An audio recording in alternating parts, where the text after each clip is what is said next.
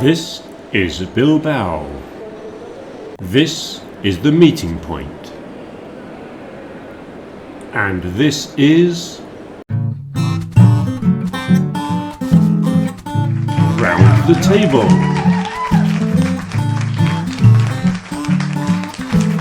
Broadcasting not only to Bilbao, but around the world. Hello and welcome to Round the Table from the meeting point in Bilbao. Hello to our listeners around the world in the USA, in India, and hello to our friends in the Philippines. And in a packed programme today, we'll be talking about fame. We'll also be looking at some typical mistakes, some idiomatic expressions, and another quote of the week. But first, here is the news.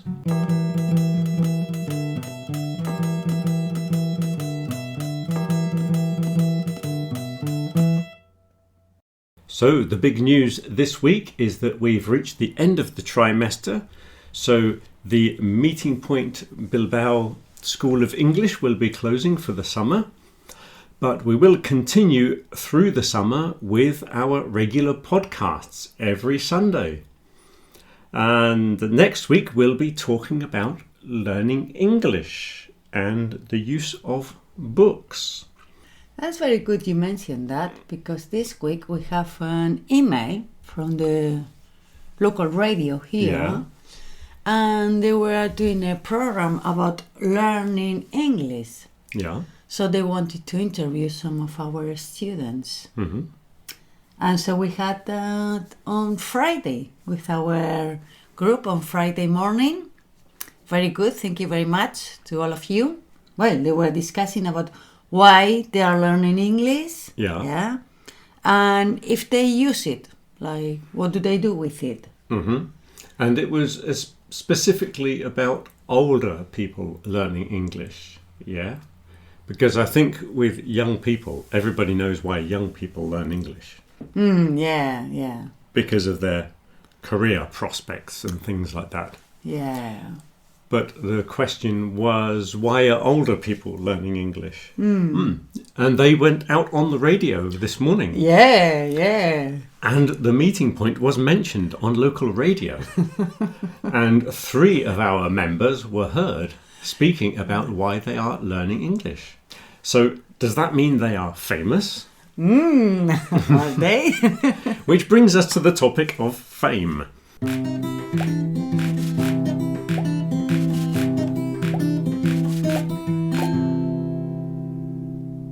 So fame is the topic then, yeah? Yeah. I've got a question for you. Okay, then, ask me a question about fame.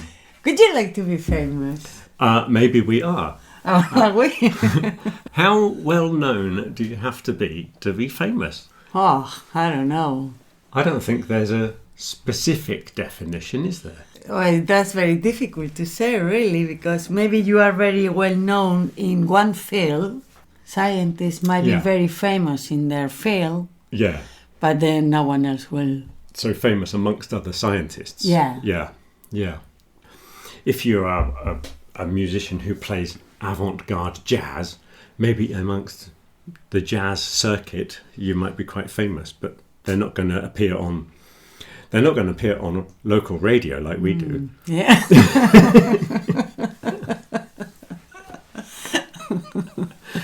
I'm thinking about when I first met you, in that pub in London. Oh, yeah. Were you famous there then? Only on Monday night. Okay.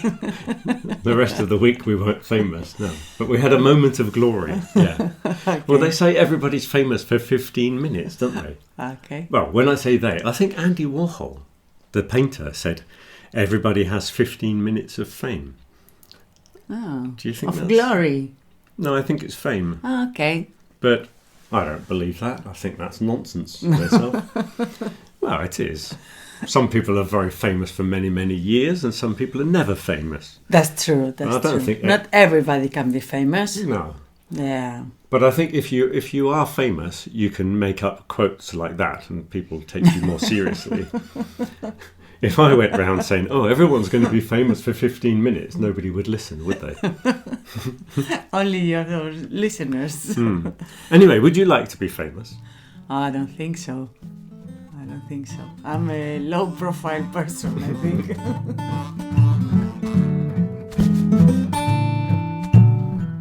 Do you remember in the Olympics a few years ago when there was a swimmer from an African country? I can't remember which one. Yeah. And he was really, really slow. Yeah. But he became really, really popular because everyone just admired the fact that he went into the competition, even though everyone else was much better. Yeah, that's true. Yeah. But he got fame. He became very famous in the world. He had his 15 minutes of fame. It took him 15 minutes to finish the length of the swimming pool. But yeah, there are people like that go into competitions in sports, and they're like, especially in the Olympics, because there was that guy, there was the Jamaican bobsleigh team that were famous because obviously they have no snow in Jamaica, so they had to practice on the beach. But because it was such an unusual thing, they became very famous. So they certainly weren't successful, not in the competition. And there was Eddie the Eagle, the British ski jumper. He was terrible. But because he was so terrible, he became famous.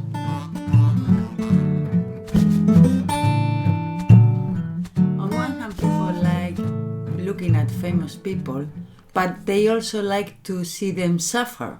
So that's why they show us those famous people having problems. Yeah. Because in one sense, people like to see them fail in a way. Yeah. I think it's to see that they're human like us, and they're not perfect, and they're not indestructible.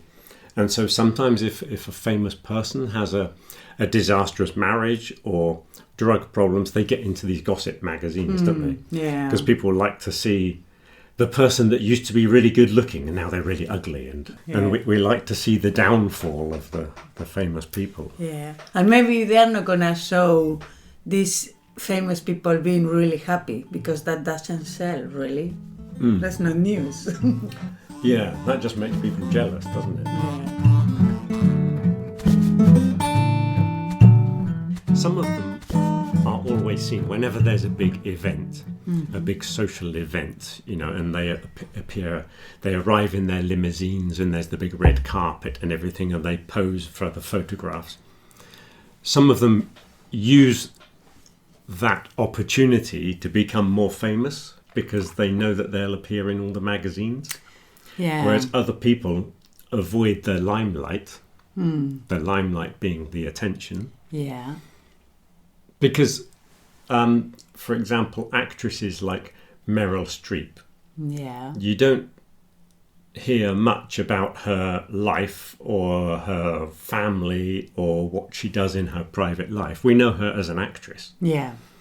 But we don't know much else. Whereas other people use their private life and they sort of promote their whole personality as part of the... Yeah. Well, I don't know, because we don't really know how this world works, because you can hear some actors that they love acting, but they know that they have to go to these ceremonies, for example, Yeah. So even if they don't like it, they have to. When they are promoting a film or whatever, it's part of their job.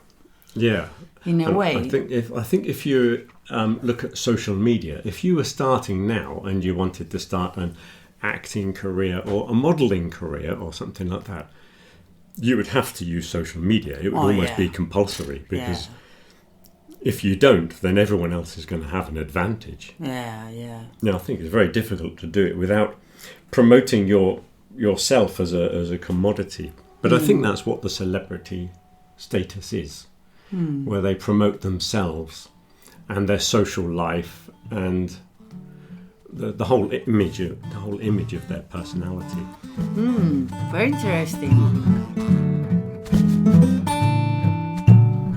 Yeah, and there's also a type of kebab that's named after something. Was it the Jemmy Twitcher? Yeah. There's a type of kebab that's named after a character from one of his plays. Yeah. So people are desperate for something famous from their town. Yeah. Yeah. And when I was up in in Lancashire, if you go to Colne in Lancashire, they've got a statue of the conductor of the orchestra on the Titanic.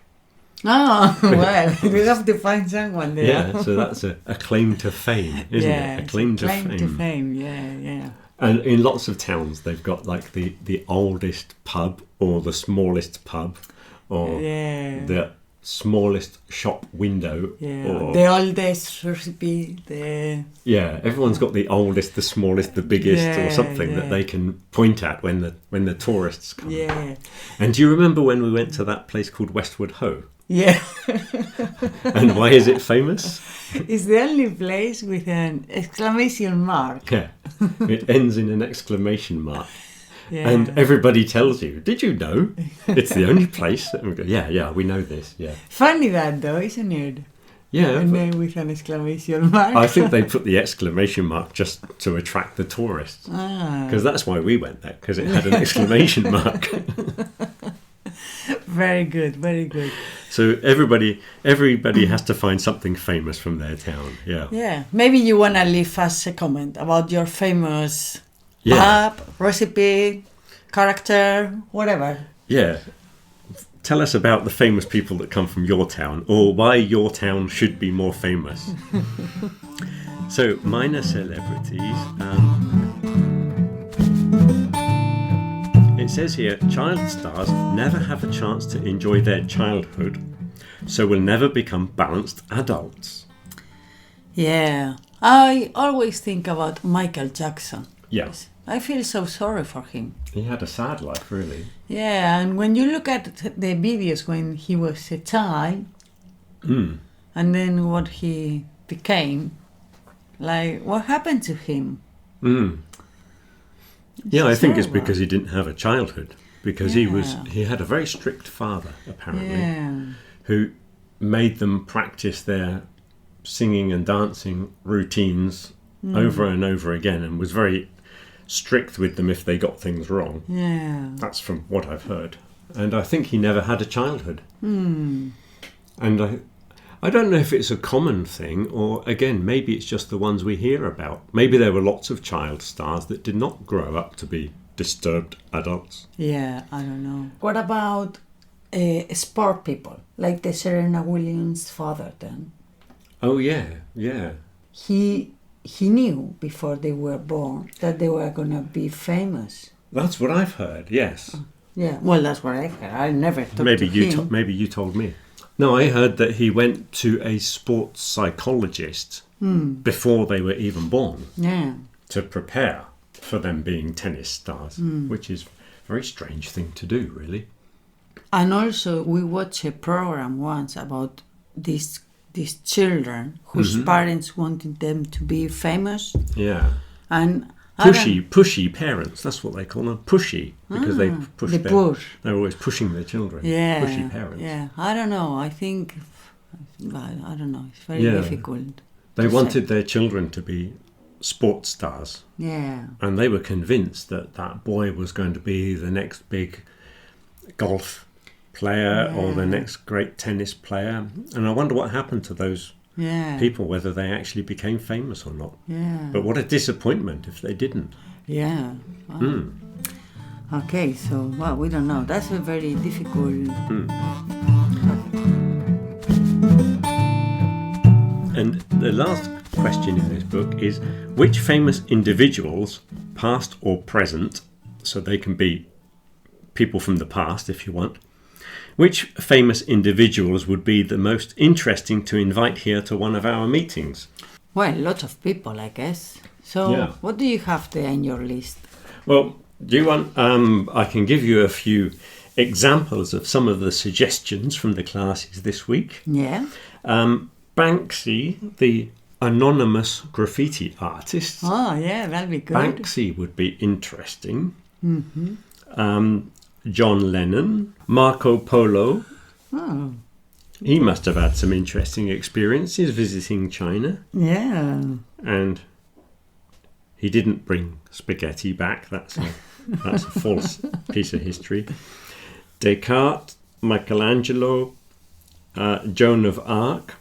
And a very strange one, Kim Jong-un from North Korea. Not sure about that one. I don't know what we'd ask him. Yeah, and if he'll reply. Yeah.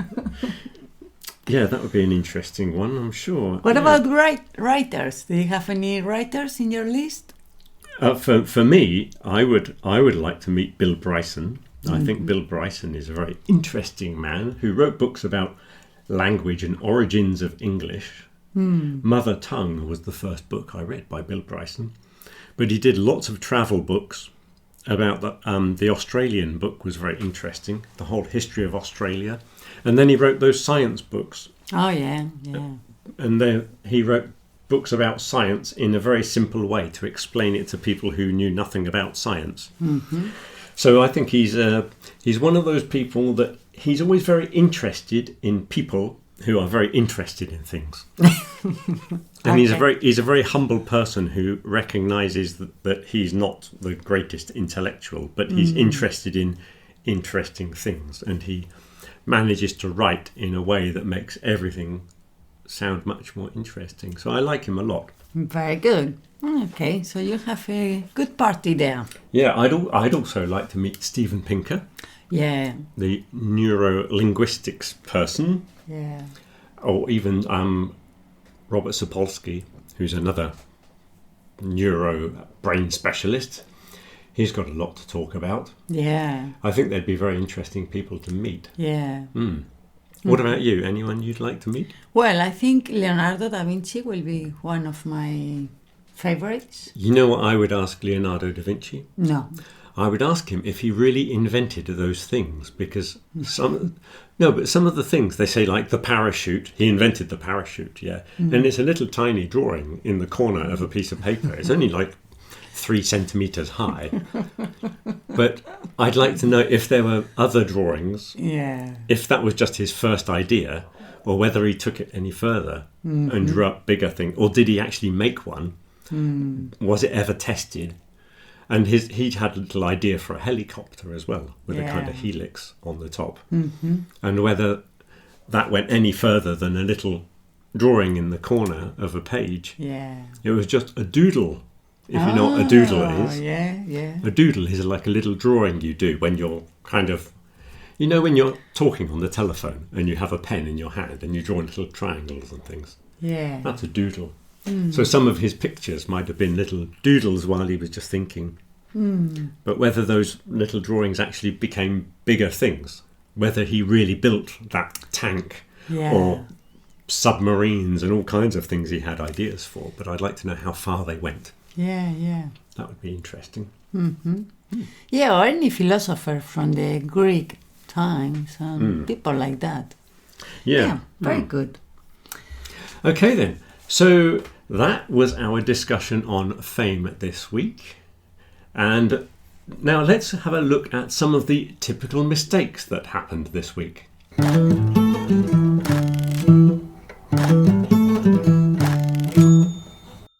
So the first one, this is something that people say quite a lot. I don't know if this is a Spanglish thing or whether this happens for people coming from other languages, but people here say, if I met a famous, and they use the adjective as if it were a noun. Now you can do that in Spanish, but you can't do it in English.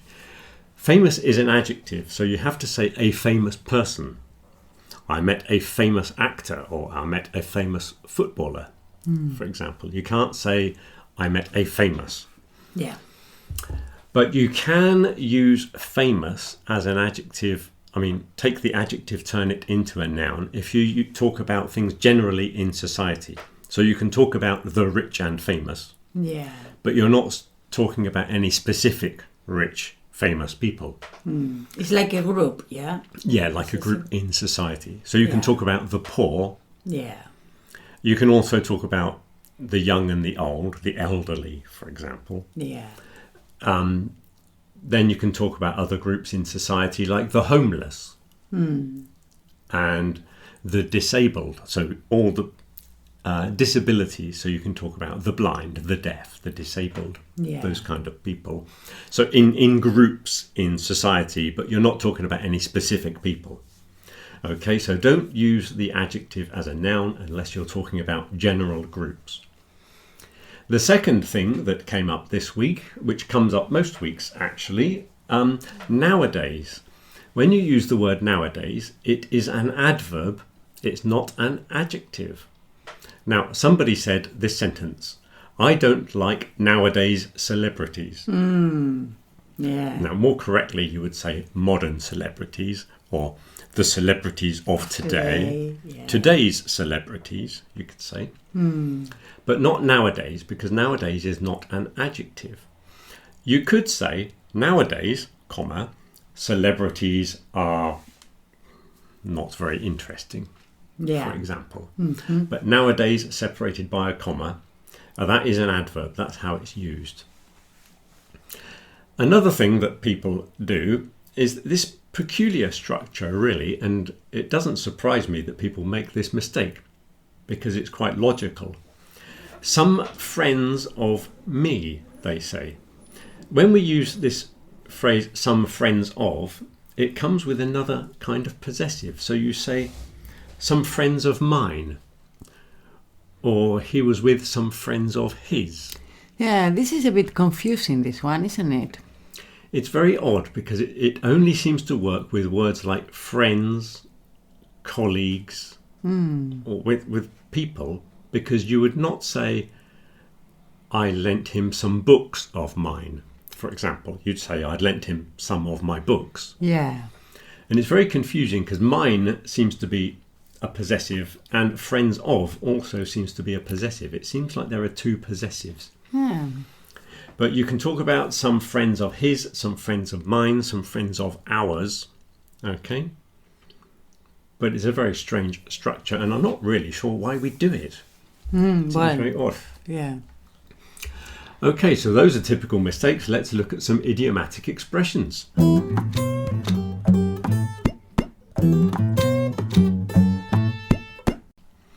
And in the book, and some of the idiomatic expressions that came up this week are these.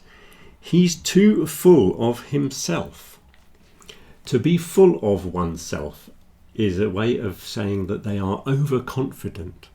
Is it a negative? Yeah, it's quite negative. Yeah, it's like arrogant, really. Okay. Oh, he's very full of himself, they say. Yeah. Means we don't really like him because he's overconfident. So if you are confident, it's okay. Overconfident is a bit too much then, yeah? Yeah. Because overconfident, when it becomes arrogant, there's a very thin line between the two.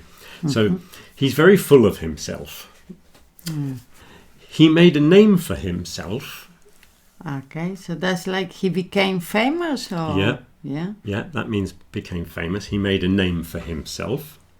Especially in a specific field, for example. He was doing scientific research and he made a name for himself. Yeah. So he became famous.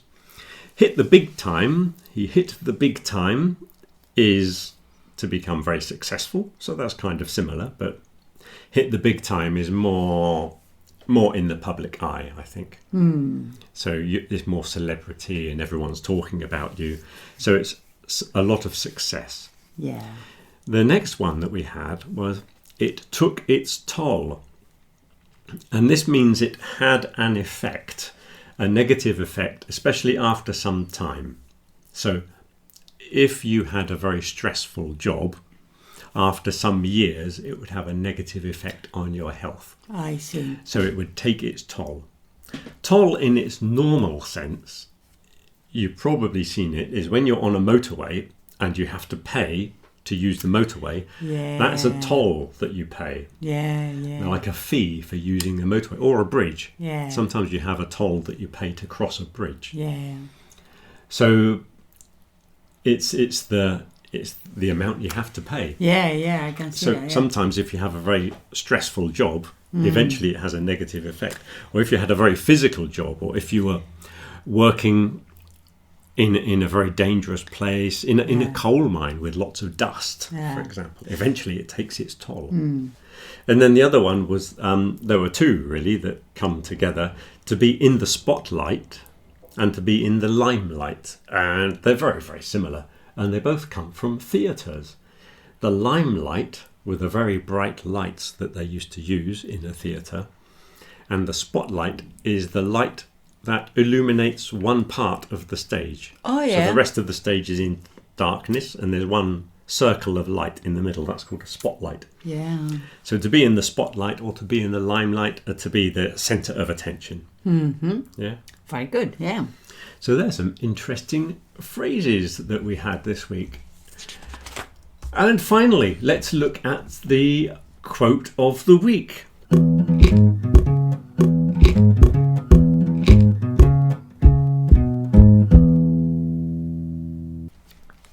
Now we had 3 possibilities for quote of the week, and I think we should look at the 2 runners up first. Yeah. So, would you like to read the first one, Ursula? So the first one is, fame is the perfume of heroic deeds. Mm-hmm. Fame is the perfume of heroic deeds. So this word deeds means something like actions, things you have done. Okay, so fame is the perfume of heroic deeds. So what do you think? Oh, this is from Socrates. We should mention it's Socrates. He's quite famous. Yeah. What do you think he means? Well, it's what is left after what you've done. No? If you've done something really good, fame is what remains. Or Like when someone's wearing a perfume and they leave the room and the perfume stays in the room. yeah. Yeah, I think it's something like that, yeah. Anyway, that's quite a nice phrase, isn't it? Fame is the perfume of heroic deeds. The second one I'm going to choose is this one. Fame is like a river that beareth up things light and swollen and drowns things weighty and solid.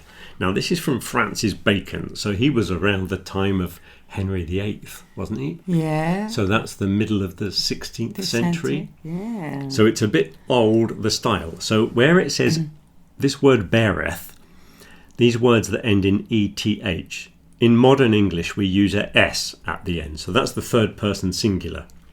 In modern English we would say bears, which means carries. So fame is like a river that carries things that are light and swollen. So swollen is when it's big or full of gas or something like that. So the light things, and drowns the weighty and solid things, so the heavy things. So would it mean like fame shows the superficial then, and Yeah. when it's something deeper, it's not interesting, or Yeah, I think that's what it hides means. Yeah, so the light superficial things become famous, where the more serious things, the more important things, don't get the attention that they should have. And we tend to look at these superficial, ridiculous things because they get more importance in society when they shouldn't. Yeah, interesting. Yeah, I think that's Interesting. Back then they thought about that as well. Well, that's the interesting thing about when you look at historical quotes, you find that people are the same, even though it's several hundred years ago. That people thought in the same way. We saw the world in the same way. Yeah. And the final one, then, I really like this one by Derek Jeter, whoever he might be, I'm not sure, but he says, "Fame is a strange thing. It's like you're in a dream, and in that dream, you're famous." Very good. Very good. I like that one. It's a very strange quote, isn't it? But it might be true, though. Yeah. It's like you could just wake up any minute and your fame would disappear. Yeah. Very good. Very good topic, fame. All right, so I think that's all we have time for. Anyway, next week, as I said, we're going to continue through the summer with the Round the Table podcast. Next week, we'll be talking about learning English then, with special emphasis on books. I think we'll talk about books and reading. Not so much literature, but the kind of books that you should be reading if you want to learn English. Yeah? We'll see how it goes. Yeah. Okay then, thank you very much and see you next week then. Yeah, have a good week. Till next week. Bye. Bye.